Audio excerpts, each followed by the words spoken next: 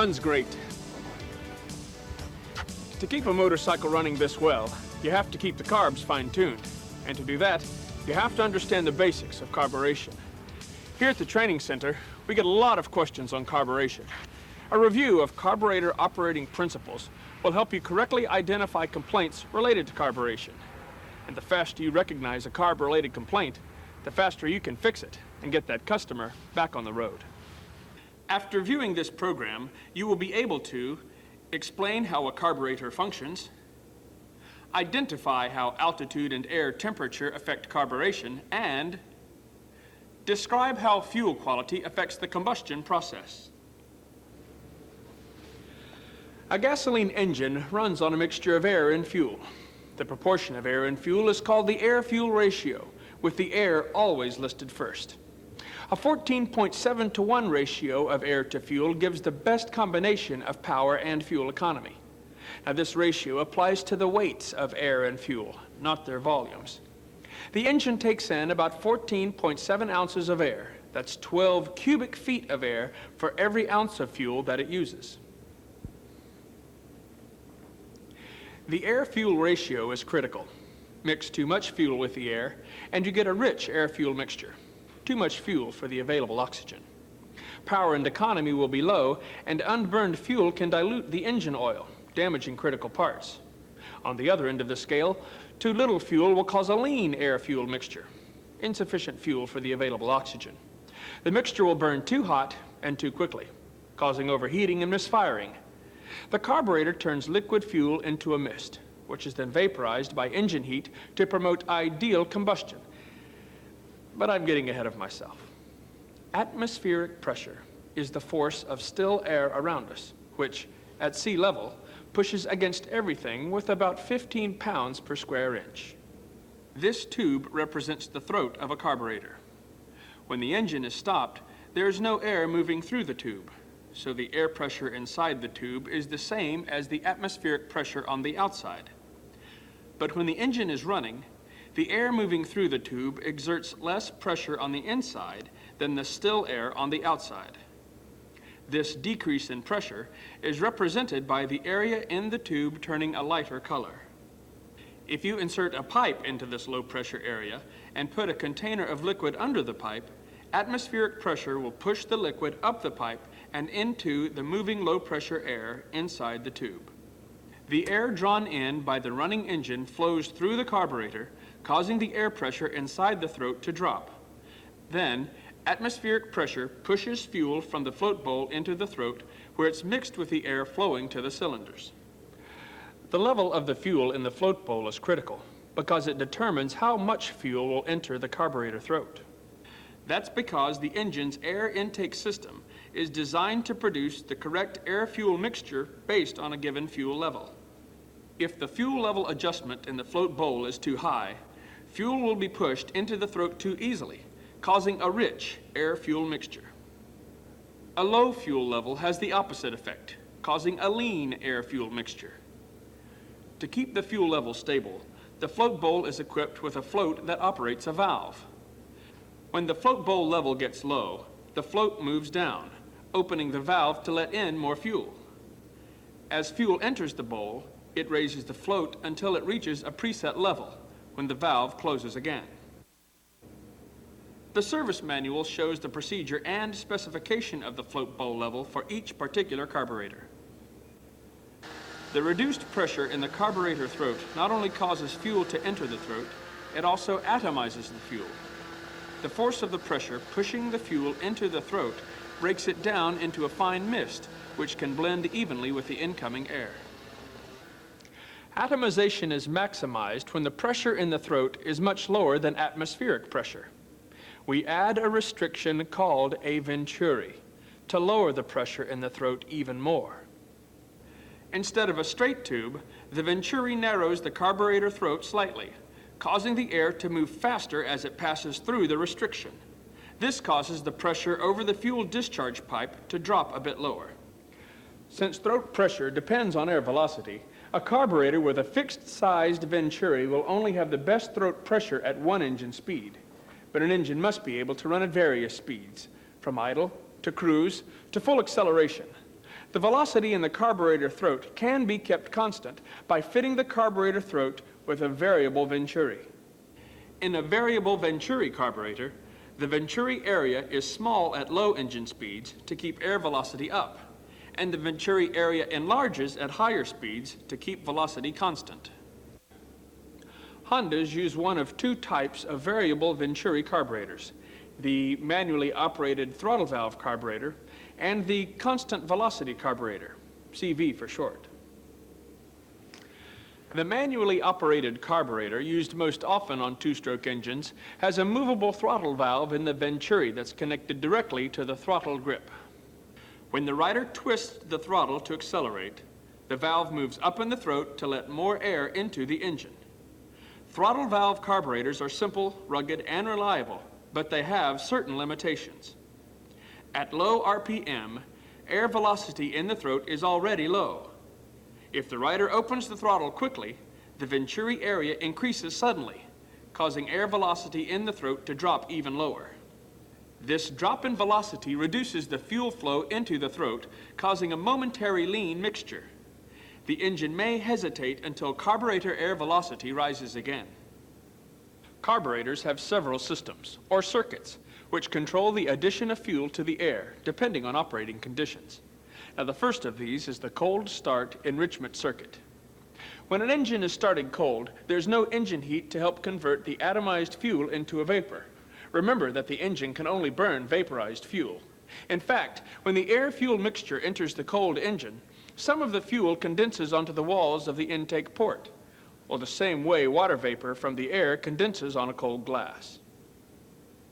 If much of the atomized fuel condenses out of the air-fuel mixture, the remaining mixture may be too lean for the engine to start or run well. To compensate, carburetors are equipped with some type of enrichment circuit, which adds extra fuel to the incoming air until the engine warms up. Now, called a cold start enrichment circuit, it guarantees that there will be enough fuel in the air-fuel mixture for the engine to run, even if some of the fuel condenses out of the mixture. Virtually all cold start systems are called a choke, even though very few of them use a choke plate to block the carburetor throat. Now, most Honda cycles use one of two types of cold start enrichment circuits, the automatic system or the plunger system. Both systems have special cold start air and fuel passages which add fuel to enrich the mixture. The automatic systems use a thermowax valve or bimetallic strip to open the enricher circuit when the engine is cold. The thermowax valve is closed by an electric heater, while a bimetallic strip closes the circuit as the engine warms up. The plunger enricher systems are controlled by a manual choke lever or cable. Once the engine is warm, its fuel needs vary according to the work the engine is doing. The carburetor has several separate circuits, each one being the primary fuel supplier at a particular throttle opening. Their operating ranges overlap for a smooth transition from idle to full acceleration. At idle, when the throttle valve is closed, the only air getting into the engine is flowing between the bottom of the throttle valve and the floor of the carburetor throat. To make the most of the low pressure in the throat, the idle low-speed fuel discharge is located on the engine side of the throttle valve. There is a cutaway at the front of the throttle valve to funnel air under the valve when it's nearly closed. The cutaway is most effective between 1/8 and 1/4 throttle opening, although its effect continues until about 1/2 throttle. Once the throttle valve is opened past 1/4, the low-speed system becomes less functional, and the main metering system gradually takes over. The main metering system has three components: the jet needle, the needle jet, and the main jet. The jet needle has straight and tapered sections. It moves up and down with the throttle valve, changing needle jet fuel flow area to match the airflow. From idle to about 1/4 throttle, the valve is low in the throat, and the straight section of the needle restricts fuel flow through the needle jet. As the throttle is opened from 1/4 to 1/2, the needle rises farther in the needle jet. The tapered section of the needle is now exposed, and the effective area of the needle jet is increased, so additional fuel can come through the needle jet. From 1/2 to 3/4 throttle, fuel flow is mainly controlled by the gap between the needle and the needle jet. From 3/4 to full throttle, the slide is high in the throat and the needle is no longer limiting fuel flow. At this stage, the main factor controlling the flow of fuel into the throat is the main jet, below the needle jet. Fuel atomization for all these circuits is maximized by mixing air with the fuel before it enters the carburetor throat. This mixture of air and fuel is called an emulsion. It breaks into a mist more easily than liquid fuel. For some fuel jets, there are emulsion tubes that have small holes that break up the air-fuel mixture even more. The CV carburetor is very similar in operation to the throttle valve carburetor. The CV carburetor also varies venturi area, but only in response to engine vacuum. This movable valve is called a vacuum piston. A throttle plate is added behind the venturi to control airflow. The idle low-speed discharge is located behind the throttle plate, where the pressure is the lowest at small throttle openings. The upper end of the vacuum piston is fitted with seals, or a diaphragm, to make it airtight. The area above the vacuum piston is vented to the carburetor throat, so it operates at the throat's low pressure, while the area below is vented to the atmosphere. When the throttle plate is opened, the carburetor throat pressure behind the vacuum piston drops. The same drop in pressure is fed to the area above the piston, so atmospheric pressure raises the piston, keeping air velocity through the venturi high enough to atomize the fuel. The vacuum piston rises to increase venturi area until the pressure on both sides is balanced. The vacuum piston openings and jet needle movements of the CV carburetor are essentially the same as those we saw in the throttle valve carburetor. Some carburetors may also have accelerator pumps, which enhance drivability while meeting emissions regulations. The accelerator pump circuit adds a pump to the float bowl, which squirts fuel into the throat when the throttle is opened. Now, this squirt of gas gives the engine the fuel it needs while the air velocity has a chance to rise and the carburetor throat pressure drops.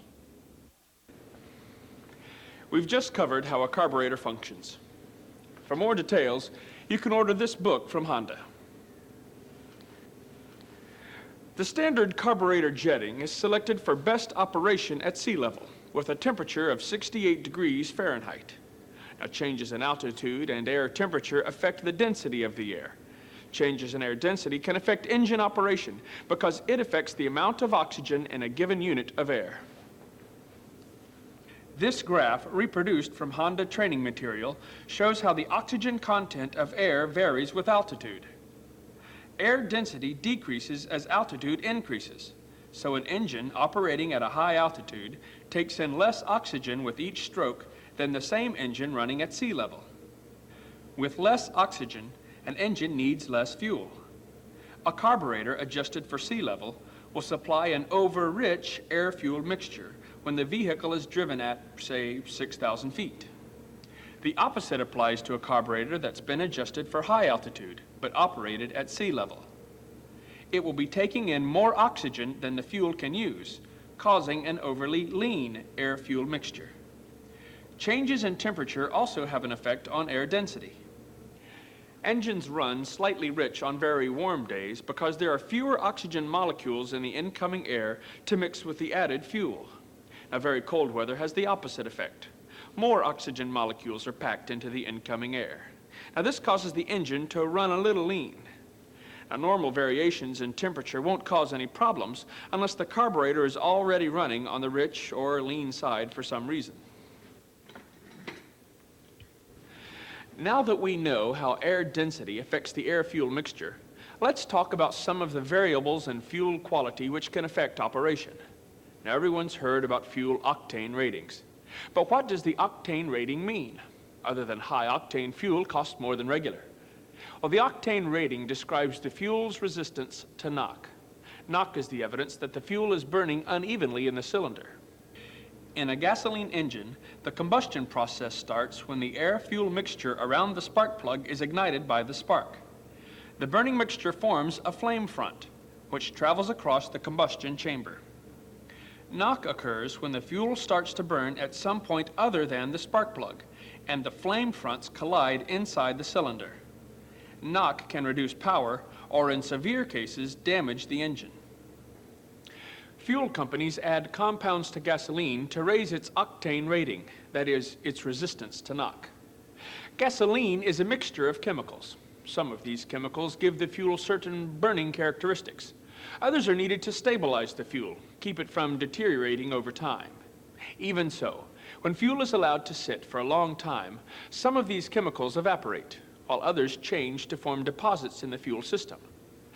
Now, if the vehicle is going to be in storage for more than a month or so, the owner's manual recommends that the fuel system, including the carburetor, should be emptied completely to avoid problems that can be caused by fuel deterioration. As we've seen, gasoline has to be atomized by the carburetor to be blended with the intake air. It then needs heat to be properly vaporized before it can be burned to produce energy. Now, most of this heat comes from the engine, but some of it comes from the incoming air.